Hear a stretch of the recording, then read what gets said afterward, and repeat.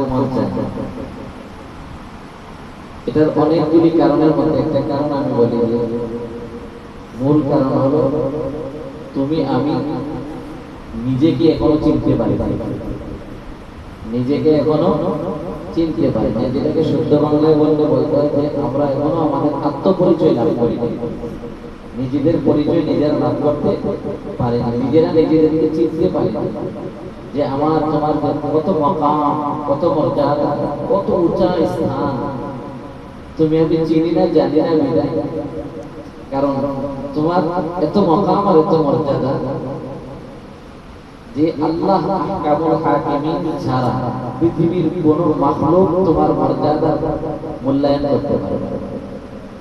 তুমি এত দামি, তোমার এত মর্যাদা যে পৃথিবীর কোন মাখলুক, চাই রাজা বাদশা যত কিছু হোক না কেন, সমস্ত মাখলুক মিলেও তোমার যে মর্যাদা আছে, তোমার যে মাকাম আছে, স্তর আছে, তার মূল্যায়ন করতে সক্ষম না। তোমার মর্যাদার মূল্যায়ন একমাত্র আল্লাহ আহকামুল হাকিমিনই করতে পারে। তুমি এত বড় দামি, এত মর্যাদার অধিকারী, তুমি যদি তোমাকে চিনতে তাইলে কখনো এই কথা বলতে না যে আমি এত দামি যে আমার মর্যাদা আল্লাহ আহকামুল হাকিমিন ছাড়া কেউ দেওয়ার সুযোগ নাই, সম্ভবই না। তো আমি এত মর্যাদার অধিকারী হওয়ার পরে যে ইলমের কারণে আমাকে তো মর্যাদা দেওয়া হচ্ছে, সেই ইলম পড়বো না, ভালো লাগে না, এই কথাটা কখনো আসতো না যদি তুমি আমি নিজেকে চিনতাম। কারণ উলামায়ে কেরাম বলেন যে তুমি আর আমি তো হলো কি জানো, জাতির হৃৎপিণ্ড। হৃৎপিণ্ড বুঝো তো? দিল। আর জাতির গোটা উম্মতে মুহাম্মাদের দিল হলো তোমরা। যেমন হাদিসে কুদসির মধ্যে আছে না, ইন্না ফিল জাসাদি মুদগা ইযা সালুহাত সালুহাল জাসাদু কুল্লুহু ওয়া ইযা ফাসাদাত ফাসাদাল জাসাদু কুল্লুহু আলা ওয়া হিয়াল কলব ও কামা ক্বালা আলাইহিস সালাতু ওয়াসসালাম। মানুষের বডির মধ্যে একটা গোশতের টুকরা আছে যেটাকে দিল বলা হয়, অন্তর বলা হয়।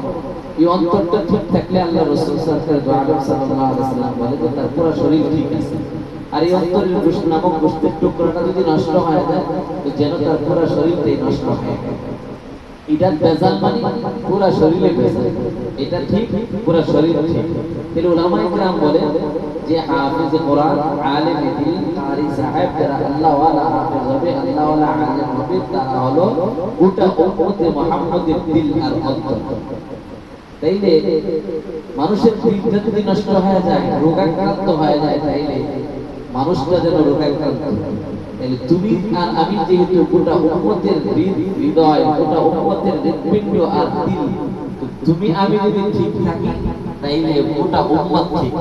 আর তোমার আমার মধ্যে যদি বেজাল আসে তাহলে গোটা উম্মত বেজালের মধ্যে থাকে। এজন্য উলামায়ে কেরাম লিখেন, এক বুজুর্গ বলেন যে আলেম উলামা তালিবে ইলম যদি আলেম উলামা তালিবে ইলম যদি গুনাহের তাসাব্বুর করে